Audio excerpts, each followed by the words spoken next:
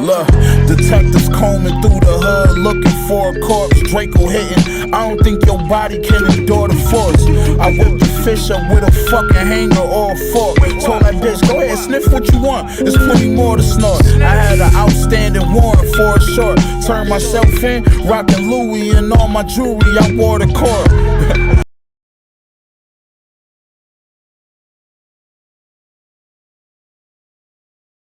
Ladies and gentlemen, we got a very special guest in the building tonight. The Smoke Pit Savage, E-Club Gladiator, Marine Rifleman, Bellator contender, and right now we got the BKFC light heavyweight belt holder, Mike, the Marine Richman. Mike, how we doing, brother? I'm doing good, brother. How you doing, man? Doing well, doing well. Once again, I appreciate you taking the time. How you feeling, man? Man, I feel good. It's kind of obviously it's been about 2 months since the title fight, winning the title. So now you kind of settle in, and now it's like, all right, cool. Like, what's next? Like, where's Mike Perry at? Let's fight. I knew I saw that, bro. Go, like, yeah. Have you had any have you talked with him at all? We've had a little communication. I know they're and obviously our communication is great when it gets closer to, like, signing a deal, signing a fight. Obviously they give me time to rest and all of that, and they got so many things moving, so many Oh, moving sure. parts going on right now with their big show in Dubai, a lot of out of country shows that they're putting together. So we're trying to figure out, what's the next fight going to be when we're ready to rock. And so it's been a little bit of communication. Obviously that fight is not out off the table. So it's still in the mix, and we're just trying to figure it all out. Just tactics wise, bro, you and Perry would be just a straightforward smash, huh? I mean, you've had to think about that a little bit. Yeah, absolutely. And I think the promotion knows that too, right? I think they know that our styles um combined, fighting each other. I mean, it'd be a lights out show. It'd be electric. Yeah. It'd be an amazing main event, and we'd be going after it and trying to take each other's heads off. So I think the promotion knows that. I think I know that. I think deep down Mike knows that. I think it's just one of those things on what he really wants next. If he Of wants a course. bigger name fight, all that, I get that. Well, you know what? Let's see, probably even a better question for you, dude. Coming from Bellator and just I'm sure bouncing around the promotions. What is it like to have like a renewed faith in the fight game? BKFC is huge right now, dude. I mean, people are looking at it like it's the next thing. I mean, at first Dana kind of scoffed at it because of course he's going to scoff at anything that's competing against the UFC, right? For But sure. just to have the spirit, the being, rejuvenated a little bit with BKFC, what's it feel like? No, it feels it's exactly what you said. It's rejuvenating. It rejuvenates you. It rejuvenates your soul, physically, mentally, all that spiritually, all that bullshit that you want to say. It does do those things. At the end of the day, I'm older and I'm later in the fight game, as far as age wise, than you're supposed to be. And I've had many opportunities in the past where I fell short to kind of get where I wanted to be, in the combat sport of MMA, and to kind of like get here and then fall short, and then get an up, fall short, and those things suck, right? Because Oh, I'm sure. we want to be the guy, we want to be the prize fighter, Of course. we want to have that living doing that, and then have another opportunity um, with bare knuckle fighting championship to come in there and showcase my skills, and to be able to climb and climb again and then become a champion. That's fucking amazing. I mean, Of it is. course. Yeah, it is. Now, when you say fall short, bro, I mean you were doing quite well from the minute you Yep. got in there. Now, when we both know Lorenz Hunt was your, I mean, what do you want to say? I mean, I don't, we kind of talked back and forth a little bit, but I never really got like your feelings on it. Um, I mean, obviously he tested positive, I think, for PEDs, Yeah. and now he's getting in trouble out in town. I mean, dude, just that fight in general with him, dude, I felt like I was there with you. You had it. You were fucking right there. Yeah. Fuck, dude. What? Tell me. I mean, that fight in itself was one of those things where it's like everything on the line with that fight, right? Because we were the two top, at least at the time with Knucklemania 3, we were the two top dudes in the brand, and you have the bare knuckle world, at your fingertips, and then you let it fall through your fingers, and then it took me a while to actually replay and watch the fight. Of course, You of know, course. it takes me a while to actually be ready and prepared to watch a fight where I lost in whatever manner, whether it's a close decision or not. Like I just got to be really ready to watch it. And then to watch the fight, you know, and then you watch it over and over again and you understand how people are so like, holy fuck. That was like one of the most wildest fights I've ever watched. You understand it really hits home because it was super exciting, super entertaining. I really brought the element in the Yeah, you did. fight to him that no one has ever done. He hadn't seen that yet. Yeah, He hadn't exactly. seen that, and I think there was a level of you can see it in the fight. There's moments when Yep. his eyes are wide open, like Yeah. motherfucker really coming at me like this. Yep. Yep. Um, and then for it to end the way it ended, it sucks because I remember knocking him down, and then I'm like, all right, cool, stay cool, calm, collected, Mike. Don't lose your cool. I thought he was dazed and confused, I done. same here. So like I was like, all You right, like cool. wait, you're like waiting for him, and they didn't like separate. It was weird, dude. So what I did, I was walking up slowly, and in my mind, I was gonna do a little shuffle, lead right hook, and then I was gonna drop the bomb straight left hand. So I was just gonna do a little right hook and then heavy left hand to put him away. I thought that was my combo in my head at that moment. I'm just like right hook, left hand. The right hook was just gonna kind of line him up Yep. for lay him out left hand. And I remember doing a little kind of like stepping little shuffle right hook and then coming to and being like, oh fuck, he got me.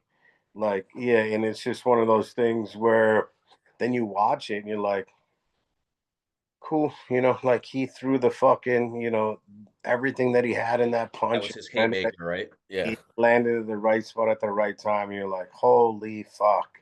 Like, damn, it was like you were gonna be the guy. And I wasn't in that moment. It ended the way it did.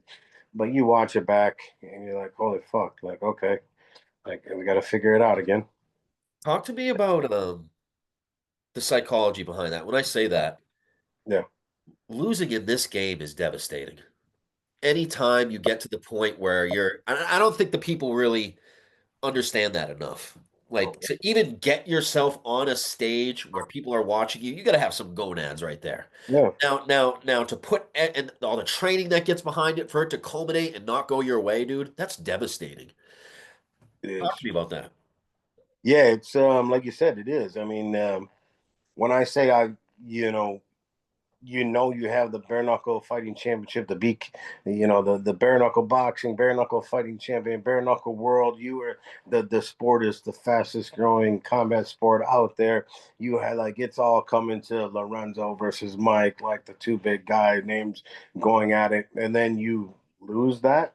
Oh, Um, Not only to lose it in that fashion, right, with a devastating knockout. Like I've never been sparked out like that before. Never been sparked out in a MMA fight. Never been sparked out in training. Never been done nothing like that. So on top of the fashion of losing that I did, and then losing in that moment, it's devastating. And trying to recover from that, you know.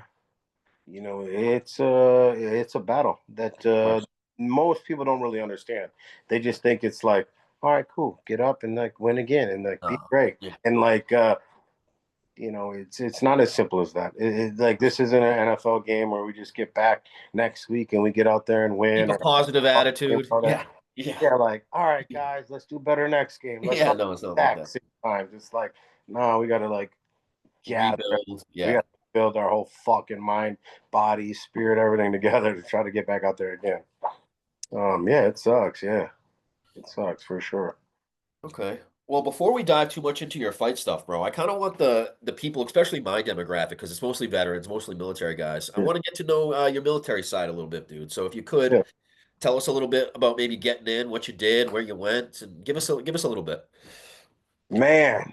God, it seems like forever ago because sometimes I mean I don't know exactly the year you got out to. I went in. I got in 2008. 2008. Fuck, that still feels like a long time ago. So I got in 2004 and got out in 2008. I got in, Okay, I joined shortly out of high school, delayed entry program, blah blah blah, all that shit. So I graduated, summer 2003. I probably enlisted in, I believe it was like August of '03, but I didn't go to boot camp till January of '04. So I was the delayed entry program gotcha. for a while, kicking it, partying with my friends that were going to college. I'm going Yeah, to school, I'm getting fucked up with them. of course. And then I went to go to boot camp and went to San Diego, MCRD San Diego, and in January '04. Okay. And then I went to obviously, the infantry school, ITB, all that fucking shit. Uh, and then I went to First Battalion, First Marines in Camp Horno. And then I was a 1-1, um, from that time of '04 to '08. And then I did 3 tours with 1-1. I was 1-1 Charlie Company, All Iraq. all Iraq, yeah. So like during that time, obviously was OIF was very heavy. Yep. I'm not saying there was not a lot of Marine Corps forces in Afghanistan, but at the time it was still obviously Definitely. heavily involved with Iraq. So my first deployment was with the 15th MEU. So I got to experience the whole fucking goddamn being on ship with the Navy and that whole thing. It was just a great experience. In hindsight, you look back, you're like, holy fuck! Like during it, you're like, this is fucking gay. Isn't it funny? Isn't it funny how much we bitch during the moment, but then we look back and it's like, man, that was a good ass time, Right. You look back, you're like, oh my God, that's an experience like not many people's ever gonna have. right? So then, we boated over there and then we were over in the Babel province, like southern part of Baghdad, and we kind of fucked around in there. And then my first deployment wasn't overly heavily kinetic energy or much, heavy shit going on. During that time, obviously there was a lot of shit going on. They just didn't send 1-1 Yep. in Mew to like It happens, dude. it just was what it was. Um, my second deployment, we flew over. Obviously, we did that whole fucking thing that you probably know. And then that's when we were over in the Al Anbar province, and we were out of Fallujah. And then our 1-1's AO was kind of that Saclawea, Karma, all those little kind of areas on the eastern kind of side of actually Fallujah itself. Working all of Rob Mobile, all of Yep. that. We kind of rocked that whole area. And then we Were you, went there were you again. were you all dismounted, bro, or were you mounted? We did a little bit of both, Okay. but we did my unit. Um, we did a lot of at the time where they sent our companies out there to each area, and then we just did we put together our own little firm bases. We paid fucking Iraqis to get out of their house, and we fucking fortified their fucking houses up, and we made that our own I operating. love doing that shit, dude. The whole process of building up patrol bases, when like with the boys, when there's no like LTs or big guys around, when it's just like you guys, it's the best. You just fucking hold it on yourself. So we did Yep. that. And then the crazy part is our third deployment, we kind of hit that same AO again. So like the third deployment, it was kind of a nostalgia feeling where it's like, holy fuck, we're back here again. Like, oh shit, this fucking bridge is blown to shit. This is like Damn. everything kind of looks a little bit different. So yeah, yeah, that's kind of like the quick breakdown. Yeah, I get you. Yeah, my deployments and where I was at and what I did during those times with 1-1. So that must have, I mean, you deploying pretty much through a year stint, dude. It must have went by pretty quick for you, huh? It did, yeah, it did. At the time, now I don't know what it was like for you, 2008 till what would that be, 12ish?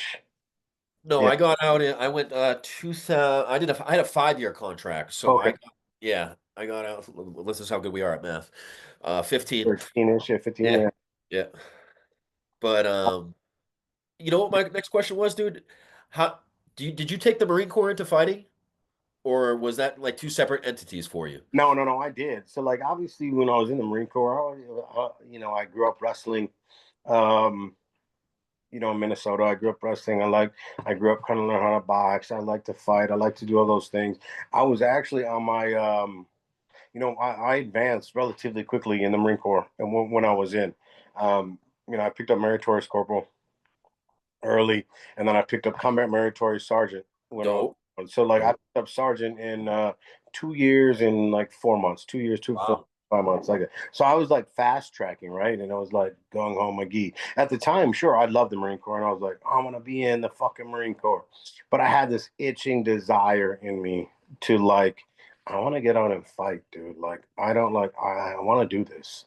Like At the time when you were thinking that, who were the fight like what were the big promotions going on? Like what was at big in the time, it was like the UFC was just starting popping? to be bigger and bigger. I mean, I remember, God, I think we were in 29 Palms at Mojave Viper. One, I don't know if it was my second or third deployment. Probably, probably my second deployment, honestly, getting my build up for the second. I'm trying to remember the year, but I remember like watching when Rampage Jackson Oh, yep. and a lot of others in Vandalay were leaving Pride, and it came over to the UFC. And we were there at 29 Palms in little Quonset huts, and one bought the pay-per-view on the fucking Wi-Fi or whatever, Oh yeah. or like Scamming. we Yeah. got a video after the fact, and it was when Rampage knocked out Chuck Liddell, Big fight. big fight to become the champ. And Yep. that was kind of the era that Got you. what was going on at that time. Got you. When the UFC pay per view was still like all the UFC fights, you knew every swinging dick on that card. Like every show, you knew every fight from the fucking opening fight Facts. to the ending fight. It was like, which is a beautiful, cool, awesome thing. And I get it. Like, it's never going to be that again because the UFC is so big and prominent and they So want to big. build their brand.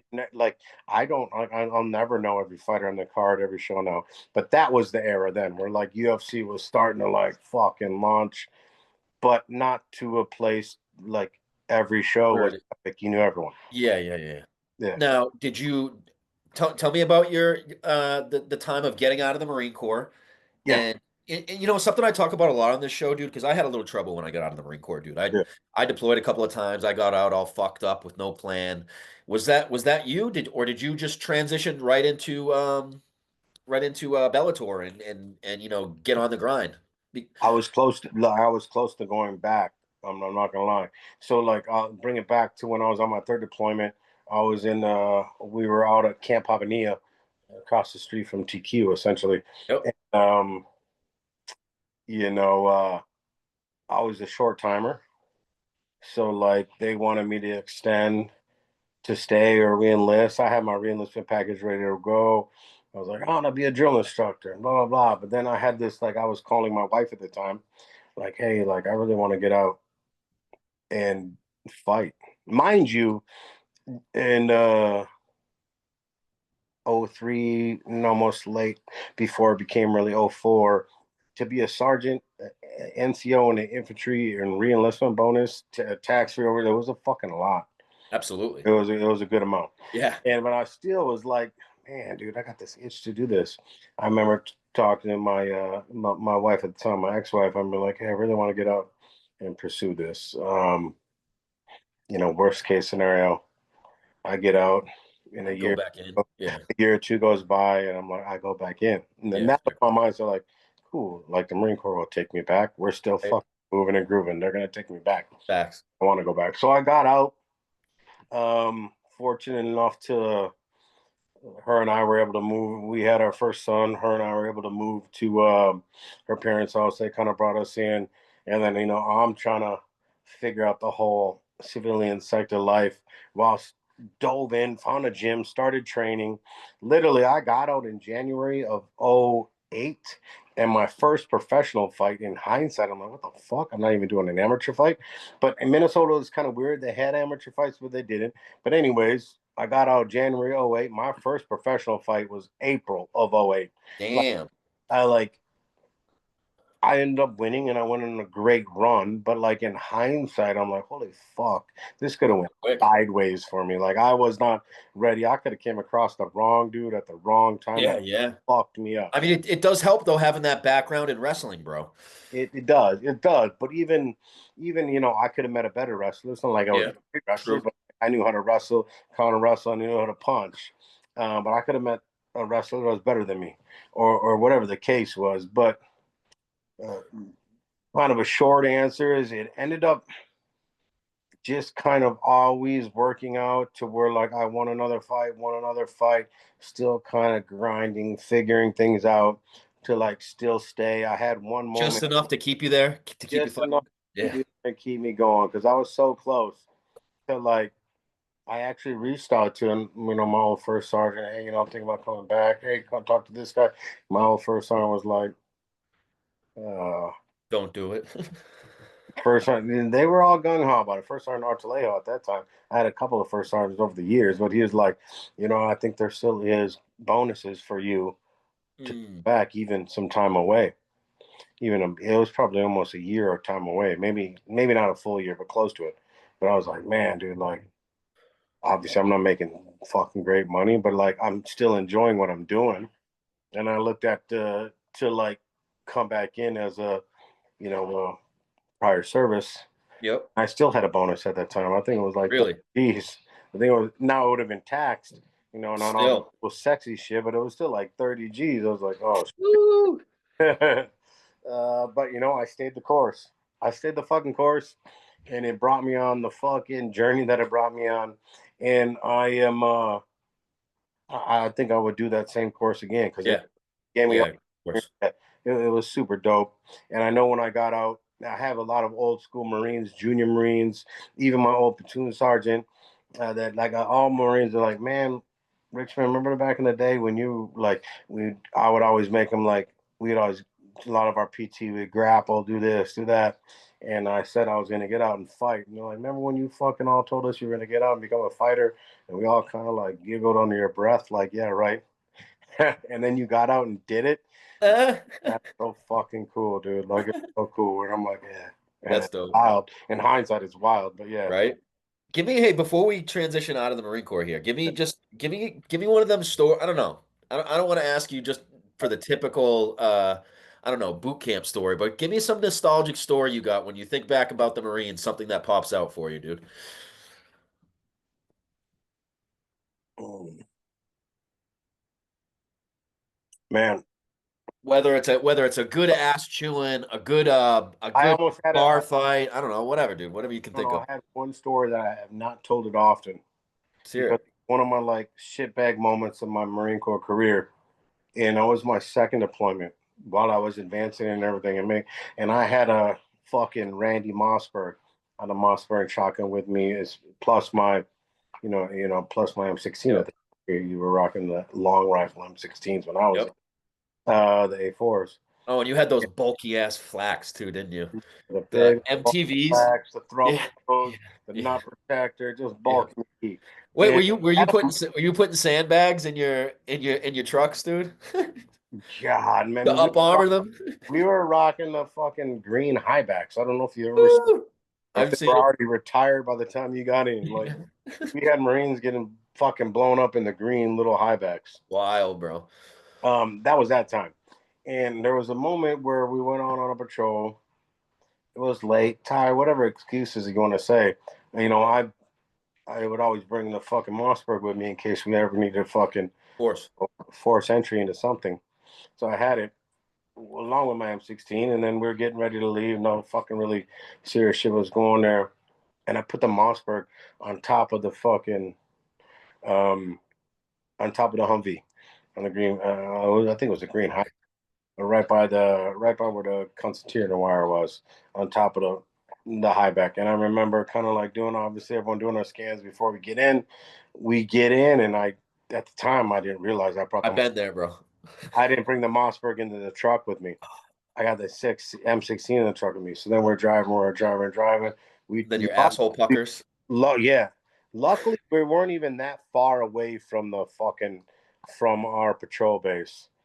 But we drove the turn to get to our patrol base wasn't far from where we turned. We got back to our patrol base, and then we came back, and I'm like, man, I'm like, all right, everyone here.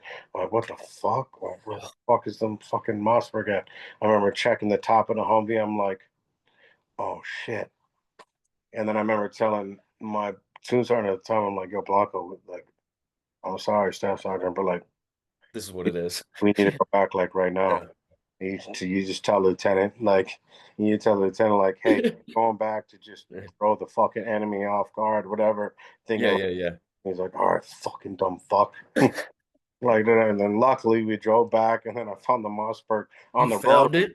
I found the Mossberg on the road where we turned. So where we turned, it slid off, and thankfully we went back on time where the Mossberg was right in the middle of the street, and I fucking grabbed that bitch, and I was like, oh my God, that was my biggest shitbag moment of my career. Oh man, I'll never forget it to this day. I bet. Never forget it to this day, because I took pride in myself and like, of course, how much I fucking love the Marine. Of course, this, and especially, dude, you know how serious the Marine Corps takes shit like that. You know know what I mean? Serialized gear, it's like tight butt cheek McGee. Like, where's bro? So the same situation happened to my homeboy, but he did it with a pair of NVGs. Yeah. We went back and we couldn't find it. Somehow, dude, you know how grunts are. We had this grunt that like could find pieces everywhere, and we somehow like made a set of NVGs and serial. It was, but I know how serious it is when you lose materialized, especially in country, dude. It's like your stomach drops through your asshole. No, that was that moment for me, because I was already a meritorious corporal. I was already getting ready to go on the combat meritorious board for a sergeant. I'm like, holy fuck, dude, I'm a fucking turd. I'm never gonna fucking elevate now. Like, and then luckily my staff sergeant Blanco, we're still friends with him this day. He's like, I fucking got you, dumb bitch. He'll never let you forget that. And he was a former drill instructor. He'll still talk shit to me about it. He's like, I fucking got you, dumb. You fucking owe me. And that's funny. Back there, and fucking thank God we fucking found it. I'm like, for some reason, I was just like, we got to go back to the turning point. It had to slid off when we turned, and that's exactly where it was. MVG's out. You can see the shiny moss around the. Yep. I'm like, thank God. What now? I mean, you got a bunch of your boys must be following you as a fighter, bro. I mean, was there any like significant fights that you had that maybe like a bunch of your boys went to that I don't know, sticks out to you? And man, I'm glad you brought that up, because over the years, even my Bellator days to my bare knuckle days, I've had Marines kind of come and watch me fight a lot. I've even had Staff Sergeant Blanco corner me twice. Really? Like when I fought in California, I just like signed him on as like, yo, Blanco, I want you to be a corner for me. Obviously he's not really giving me no insight. No, I hear you. In my corner, just be rocking with me. Yeah. I had him in my corner twice, but like I've had a huge turnout of my Marine Corps brothers showing up for my bare knuckle fights. At least a couple of them. We were like, it almost turns into like a kind of tradition and like a mini vacation get together where all Marines get together and we all like come to watch Mike fight. After the fight, we all party, we hang out, and it's different, right? Yeah, it's different. And when you say it's different, my wife Brittany and I, we just got married recently, and she's, she wasn't with me when I was in the Marine Corps, and she never really truly understood the Marine Corps brotherhood until she saw it. And then she sees all these Marines come, and I'm like, we make brothers with not just the Marines in your platoon, different platoons in the company. So I had Marines from different platoons, everyone come kick it.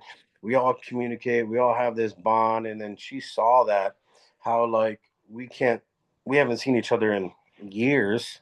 And then we all come together like we just fucking saw each other last week. And she's like, dude, I've never fucking seen anything. That's dope. Fucking cool. Dope. Yeah, so cool. So, okay. So we left off when you got out a little bit. Talk to me about your transition from Bellator to BKFC.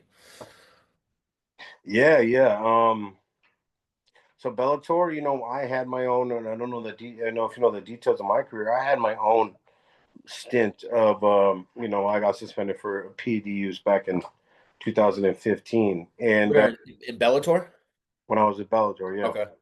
So Damn, then, Bellator hit you for that, dude. Fucking, they let anybody do anything in Bellator, pretty much. I'm surprised. but it happened in California. And California State Athletic Commission is a very they're Oh, they're, they're a gotcha. strict athletic commission, and that was my first experience. So whenever I shit on Lorenzo about what happened to him of recent, especially in California, I have been very prominent about yes, I have Yeah.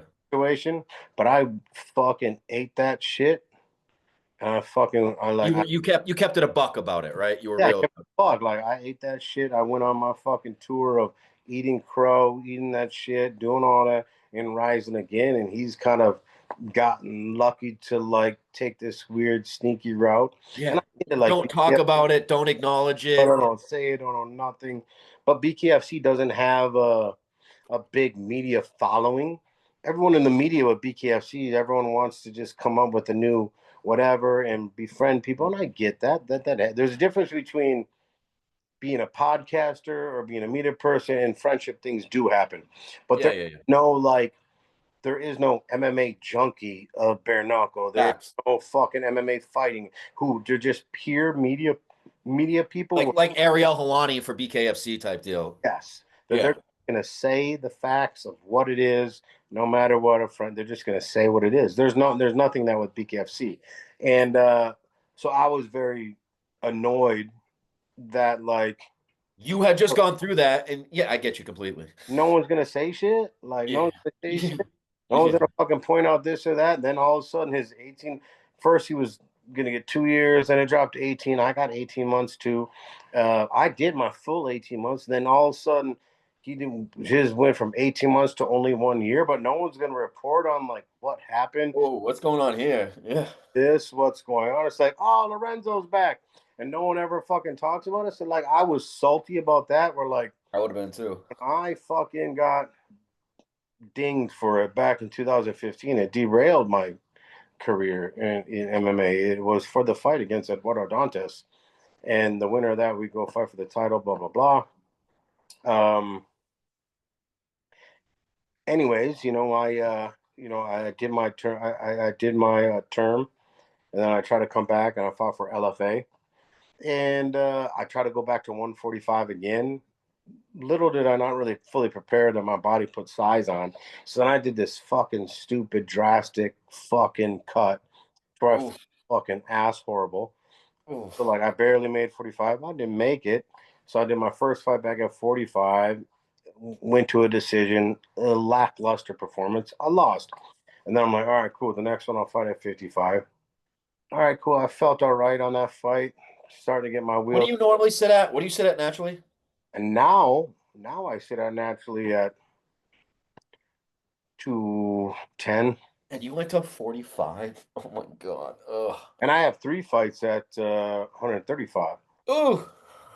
Now I'm 39. That was back when I was in my 20s, When lighter, you had the energy, blah yeah, I blah get you. blah. Like my body has gotten, held on more weight, this and that, whatever you want to say about that. But yes, once upon a time, the lowest I've ever cut to was 135. But with the trend, okay, so then I lost a close decision on lightweight, which I thought I was supposed to win. Um, I not supposed to win. I thought I did win that fight. Yeah, And I get I you. disputed and all that, and then it just didn't work out. And I'm like, well, fuck, dude. Like, this is not how I expected my comeback to be. Like, because at the time I was with Jason House and Iridium Sports Agency, which his agency is like, I was one of his first fucking OGs kind of fighters. And now he's probably one of the premier sports agents in Yeah. MMA. He's Yep. got a fucking huge list of I fighters. hear about him a lot. Yep. Great guy. And anyways, I'm like, fuck, dude. Like, man, like I was expecting to come off a suspension, win a fight or two fights, and I'll get signed to the UFC or go back to Bellator. That didn't happen. Then I saw. Now I'm like, all right, cool. My timeline back in MMA is going to be even longer. Now I really need to figure out what weight I'm going to fight. I was contemplating going up to 170, staying at 55, maybe bringing my regular walking weight down, just kind of really trying to figure it the fuck out. And then I saw a promotion called BKB in the UK. This is before BKFC was even legal in the US yet. Oh, okay. And I saw like Chris Lytle fought for him, Melvin Glaude fought for him. God, there was another UFC fighter, Julian Lane fought for Yep. BKB back Yep. in the day. Yeah, he's a wild boy. Yeah, and I'm like, dude, I can fucking do that shit. That's right up my alley. And I remember hitting up the promoters at the time, like, yo, I want to do that. This is me. This is who I am. Blah, blah. They're like, all right, cool. Like, we'd love to have you over here.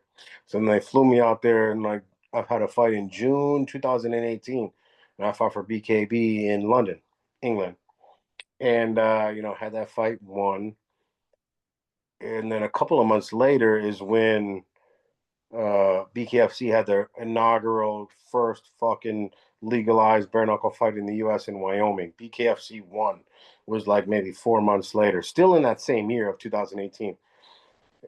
And then BKB was kind of fucking around with bringing me back again because, it costs a lot of money to bring an American fighter to fly, blah, blah, blah, all that, pay you. I get that. So then I was getting ready to figure out to go to BKFC. They were still building. And then Ken Shamrock came out with his little Valor I BK, saw Valor that. Knuckle. So then they hit me up, and I was still with Jason, and he knew kind of the matchmakers and promoter outside of Ken, and like, yo, we can get paid. We can get you paid pretty well to go fight for. They're paying this first show. They're paying people good money. Nice. Then I went over to Valor BK, and I fought in that fight with them, and then that was like 2019, late 18, 2019, and we're getting ready to figure out when's the next show going to happen, and we're starting to prepare for the Valor BK2, and COVID hit. Oh, fuck. Oh shit! Then everything went down, and then all of a sudden Valor BK didn't fucking come back up, and then they kind of let me be released, and then I started negotiating with BKFC, and then they brought me on to come over there. That's kind of like how the journey went. Gotcha. Yeah. You know, something I was interested in that whenever I talk to fighters, I always ask them about. When it comes to the art of losing, now there is an art to it. I don't know if you want to say it's an art or not, but when you let's think about your fight with Hunt Mhm. and the way that I mean you got knocked out, dude. Is there are you the type of person that if you go through something like that, you can chum up with them and be boys with them after that and it's all good, or are you the you know, or does it depend on the person? Because there's so many things that go into it. Because if he's like a fucking prick after doing that to you, I get it. Fuck you. But I mean, if he keeps it professional and you understand what I'm saying? Absolutely, I get what you're saying. If Lorenzo came at me sideways after the knockout finish, I probably wouldn't have been so humble as like, "Hey, congrats, champ." Um, but I am very also like I understand battle, and we're gonna go to battle and all that. And I was never the person to be like, I was never gonna be like, I was whooping your fucking ass until I didn't. I wasn't gonna do that. I was just gonna be like, "Cool, man, you fucking got me." Yeah, And yeah, facts. now, if he was kind of disrespectful, then I probably would have not came out with him a respectful response. We Got you. kept that same energy and maybe built up some bullshit rematch down the road. But I try to be my best to be humble in victory and humble in defeat. I Well don't said. be any. I can't remember a time all the way back to my MMA days to where like I overly celebrated, jumped up and down, screamed after victory. I try to when I win, cool. I try to have the composure and the mindset that were like, I'm not surprised I won. But like it's not a arrogant thing, disrespectful thing. It's a combination of both. Oh, Of of course. humble, respect your opponent, but I also want to let them know like why would I be jumping up and down? Mike Tyson said it. Uh, you know, he was very Customano told him like Mike when he was one in the amateurs, why would you jump up and down and go fucking crazy, acting like this and that? Like you we knew this was going to happen. When you start to act, Man, that's hard. That's hard. when you start to act surprised, you act jumped up, and you jump up and down, you act surprised that you won. Don't ever act surprised that you won. I And fucking love Mike Tyson. I'm like, dude, that's cold blooded. Right? I need to be like that. Yeah, that's dope. Hard to do too. Don't get me Of wrong. course, of course. Hard to do when you lay someone out and you win and via knockout, whether a decision or knockout. When you lay someone out or you win, it's hard to like keep it in and be like, hey, great match. Of course. That I think that just shows the maturity of the fighter. You know what Yeah, I mean?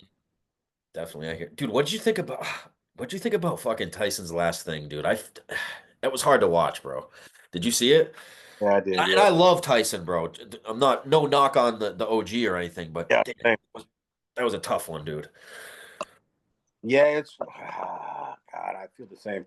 Yeah, when people ask me my opinion about it, and off of what I remember, I believe it was the second round. Jake Paul hit him with a fucking stiff jab. It was either a stiff jab or like a stiff kind of jabbing hook. And Yep. Tyson got like Give wobbly. you the wobbly. Yeah. He Yeah. did a little wobbly. And I think Jake Paul was like, oh, fuck, He dude. Look. saw that and He saw that. yeah, And one, backed off. fact, it's Mike Tyson. I would look like the absolute villain of all villains. And Jake Paul loves playing the villain, but he don't want to play that. Not that villain. Yeah. He don't want to play that villain. Yeah, So exactly. he carried Mike the rest of the fight. He did. He's like, I'm not gonna lay out Mike Tyson, man. Like, no, I'm not. I'm not being that guy. And that's what happened. And I know it sucks for a lot of people to really understand. Like, no, Mike was biting his glove and he was holding back. No, Mike wasn't holding back. No, he wouldn't. It No, he paid wouldn't. off. Like Jake Paul didn't pay him an extra $5 million to not knock him out. Like none of that happened. No. Mike was like trying, like Yeah, trying I his. agree. I agree. What do you think? What do you think about the Pauls, bro? Being that you're someone that like came into the fight game just, the hard way. Up through the ladders, that you did it the way that I mean most fighters do. And we're coming into a time nowadays that shit, I'm sure you can remember before social media, bro. You know what I mean? And these guys are just like taking over through social media. And then again, I mean, I'm the type of person I'm not gonna hate. I'm not gonna hate if it's working out for you, great. But I mean, you're in a different position because you're a fighter. How do you feel about what they're doing? I don't know. What would be the reverse version of the Paul trajectory? Connor or Floyd going the social media route, and they made a True. boatload of fucking money fighting, and now all of a sudden they're gonna have people follow them and do gimmick funny shit on social Yeah, media. yeah, yeah. Like, granted, no one's done the reverse Paul route yet, right? Not gonna. Yes. Um, how do I feel about it, man? Like, it doesn't bother me. I think the boxing purist promoters, the boxing purist fans, it bothers them. But at the end of the day, don't watch it. Don't watch that promotion. And like Yeah. Top Rank, there's still freaking, there's still De La Hoya promotions. There's still top promotions out there that won't show a Jake Paul type product. And if you're a boxing purist, then watch that. Um, I don't know, man. I don't mind it. If they want to do it, they want to bring eyes to the sport. They want to, yeah, and then they do some of their undercards. They do bring legit boxers to fight on their cards, and they make sure they get paid. So like, it's a catch-22 Gotcha. as a boxing fan myself, but also a fighter. You see fighters fight on their cards and get fucking paid, get paid well. So I get it. It's a gimmick, and fuck that dude. And everyone would be like, Mike, you should fight him. I'm like, you guys don't understand. I'm like, I'm never gonna be able to fight him, and that's fine, and I accept that. Like, it's just not gonna be like Jake Paul's is not going like, oh, who fucking hates me the most? Like this guy. Like, no, I was like, who's gonna make me the most fucking money that Yeah, exactly. that I'm gonna fight against and have an opportunity to beat? Gotcha. It's the business. What's who when it comes to your UFC? I mean, at the end of the day, you're a fighter. I'm sure you're a UFC fan as well. When you're Absolutely. when you're watching who's your go-to fighter right now, man? Who do you like to watch? Man, I would say out of the UFC because of their striking base and they're just so fucking dominant. Ilya, Oof, dude, he is just on another level, bro. Oh, like his elevation um, to the top of the fighting world is warranted and it's worth it. Like everything he's done is true to form to what you see, and his power is just stupid, man. oh, it's stupid. It's stupid punching power that we haven't seen at that lower weight class level, right? Yep. We've Yep. seen accuracy, we've seen power, we've seen stunning power at 145 pounds. We've never seen lights out, fuck you up Yeah. power. And like he has Did that. you watch the Holloway fight? Yeah. Holl- the Holloway fight, God, when was that? I mean, shit, that was a couple months ago, right? Months ago. Yeah. But that was after when I fought the fight before. Um, the fight before I won the title against Jared Warren, I fought Eric Lozano in Clearwater, Florida, and the day after was Holloway versus Gaethje, and we're all at our Airbnb drinking Oh my God, I forgot about that fight. Holloway versus Gaethje. So after my fight winning, and I have my whole and the whole, we had a big ass Airbnb full of bunch of fucking Marines that came to visit, Oh, friends and family. Then we're all watching fucking the Holloway Gaethje, and then the finish. You're like Holloway is a fucking monster, yep. Yep. and pound for pound monster. And then months down the road, you see Ilya do what he did to him. And you're like, this kid is so good. Yeah. So aside from him, which is he's awesome. Then you got Perea, Alex Perea. Like that dude's a fucking beast. Yep. A Yep. beast. For So him to just come into the UFC and do what he did, bro. I mean, his ele- God, his elevation to the top and to win the title and to win the title in multiple weight classes, and everyone's like, you haven't put him against a grappler yet. Like yeah, okay. he's a multi fucking weight class champ. Like fucking Good luck getting your hands on that dude. Um, those two would be my favorite right now to watch. okay. Are you what do you think about the whole Dagestani crew? I think Shit, that to a certain degree, they're taking over the UFC, bro. I mean, their style of fighting is so tough, and their level of wrestling and their different style of wrestling is not very, it's not finesse wrestling, they're like not doing sexy takedowns. They take you down, they smother you, and it's a different level of like constant, consistent grappling strength yeah, that just fucking wears you out. yeah, And that is, I think over time people are going to adjust and adapt, right? Khabib is gone, and his level of MMA grappling was stupid. I do love that Islam is starting to throw hands more, starting to strikes more. He still has super ridiculously strong grappling. Um, the Dagestanis are tough as fuck, man. yeah. I fought three Russians in my MMA career, and I'm 1-2 against Russians. And the two Russians that I lost to were from Dagestan. Really? I knocked out and beat was from Damn. Pittsburgh. The two Russians I lost to from Dagestan, and they're just fucking tough, dude. Huh. Tough fuckers. It's almost to a certain degree, dude. If they're making it so if you don't have it's almost like you can't even come into the UFC now if you don't have some kind of wrestling background, dude. It's crazy how the sport evolves, right? It just goes from like jujitsu and then striking and then like counter wrestling and then offensive wrestling and then this, and you just kind of like the game's always changing to like, and for the longest time, which I still think is true, outside of the Dagestanis, um, I think the most exciting fight, even Michael Chandler. You watch Michael Chandler Oh yeah. when Oh he yeah. when you watch Michael Chandler when he was at Bellator, he would throw heavy, but then shoot and grind and grind and wrestle and grind. Now Michael Chandler learned and like, yo, if I fucking throw hands and be exciting, win More or exciting, right? Yep. all of a sudden my fucking paychecks are like way bigger. And Justin Gaethje says it all the time, even though Justin Gaethje has admitted that he's like, when I was in college, D1 wrestler, I was always a counter wrestler, always stuff shots, this and that. And and he shows it in his MMA. He likes to box. He's like, could I do takedowns? Could I shoot in?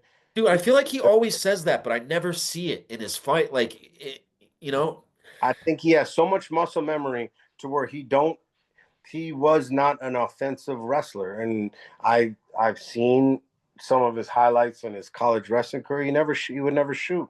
really. Tie up, clinch, tie up, fucking heavy hips, sprawl, and then counter. And I think he kind of changed that Huh. to MMA to where like heavy hips, sprawl, and attack. And then he realized like, oh shit, I'm exciting as fuck. I'm getting paid to be exciting as fuck. And that's just his style of fighting. He's never going to change. I mean, I thought it might go different. I mean, you remember when Khabib fought him, right? I thought it was going to be Same, right, and same. that just really shows the count. I mean, how these guys are training are different. You know, for him to do that to Justin. I was big. Like, you can go back on my fucking tweets, Facebook posts, or whatever. I said, fucking Gaethje's going to win. And then the way it turned out and like how Khabib dominated him in the Yeah. wrestling, it was like, oh shit. Honestly, when you look back at his fights, dude, when it comes to Khabib, it's weird because the person that fought him the toughest is either going to be Al Iaquinta Yep. or Connor. You know, people always hate on the Connor fight, dude. That went what, 3, 4 rounds? 3 rounds? It would be those two. Yeah. Yep. Uh, Johnson lasted long, but he didn't really provide no offense. Yeah. Yeah, like he needs Ally Quinta knew how to throw heavy hands on light feet, so that made him very dangerous to Khabib. Ally Quinta was always light on his feet, so his sprawls, Oh, so he's always moving, always always able to. thing, Yep. legs kicked back, sprawl all the way back. Like if you try to heavy hip defend with Khabib, good luck. He's See you bringing later. good Yeah. luck. And Connor, he had a good light-footed approach, and yeah, he put up a good effort. So that is Yeah. a fucking breakdown because the reality of it is, I mean, those two are probably the best. Yeah. Yeah. Facts. And you know, and people don't acknowledge that because there was so when I'm referring to the Connor fight because everyone wants to like dog on Connor because he lost. But dude, I mean he was competitive for the first couple. I Yeah, was super surprised when Khabib came. Remember when Khabib came over with that overhand right, dude, and bopped him? I was not that's expecting that. that's what turned the tables Yeah. on Yep. them. Where Yeah. like Connor eventually was like, "Oh fuck, it's not just sprawling, Yeah. stuffing, Yeah. Yeah. Yeah. looking for a counter shot. Like this guy just clipped me in the fucking head." Wild. Yeah. Well, I kind of wanted to go one more route with you before we get off here. Dude, what do you think about? Has this affected you at all in the fight industry? Is just what's going on in the world recently? I mean, I know that's a broad No, no, topic. no.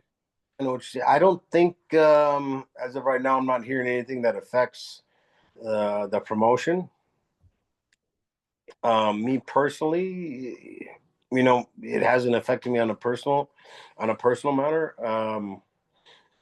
We'll see when we get past that 100-day mark. Everyone likes to do the 100 days of presidency, blah blah blah, and then Yeah, so forth after that. I haven't seen it yet, but I'm curious to see what's going to happen. Yeah. yeah, right. I Yeah, mean, Trump's a huge supporter of MMA, dude. It's funny. He's always at the fights. he's been a big supporter of combat sports and pro wrestling. Like he's been a big follower and a supporter of not only MMA, boxing, but also WWE. Like he's been a big advocate about that level of entertainment. Um, so we'll see, man. Yeah. There was hinting. Feldman was hinting that there was going to be someone big possibly showing up Oh, for really? the Philadelphia Knucklemania 5 card. It didn't come to fruition, but it was sounding like there was a potential, that he was going to be there for That Knucklemania. would have been dope. Yeah. So, one last thing, man. We have a lot of veterans, obviously, that follow my podcast, a lot of military, and something that's kind of big in our community right now is veteran suicide. And I'm sure you've dealt with it, man. Shit, I know I have. I mean, I I think I've lost more coming home than I did overseas. Mm. And when it comes to whenever we talk about this, it's kind of hard to identify what exactly it is, because it's no one likes having this conversation. It's not fun to talk about this shit, but I believe it needs to be done for us to try to combat it, in a certain way. Yeah. Have you dealt with this at all? Yeah. I like you said, I think we've all dealt with friends that friends, acquaintances, or whatever level of connection you have, or you with loss, with loss of due to suicide. Yep. Um, some more than others. Um, we've all can also agree that we've dealt with phone calls to where like your bro just needs to talk. Your bro needs a phone call. Yep. Yep. Or maybe I would have needed a phone call in the past. Facts. Or like we've all been to that level, and now whether that phone call could have saved someone's life or not, we don't really know, but it definitely fucking helps. Yeah. It definitely helps. So like, how do we combat and find That's a hard one, dude. I mean, I think it comes down to that perfectly. What you call your boys, call your make boys? those calls. Yeah. Call your boys. Yeah. Yeah, call your call your boys. Yeah, and we have a good group chat that started with just all my Marine Corps buddies just following and coming to my fights.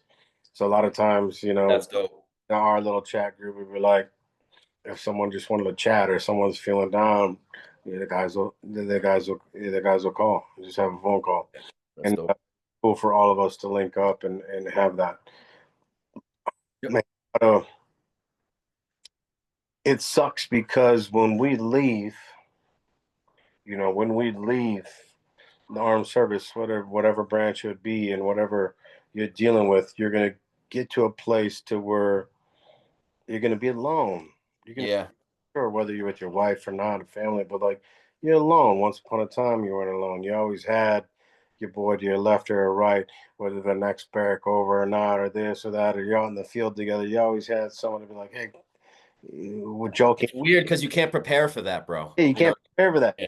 You can't prepare for the loneliness of when you Yeah. leave. Like, fuck, dude. Yeah. Um, And, and and no one wants to talk about it yeah, because like we're all these tough motherfuckers, you know what I'm saying? But when it's too late, you know what I'm saying? You wish you did. But absolutely, you did.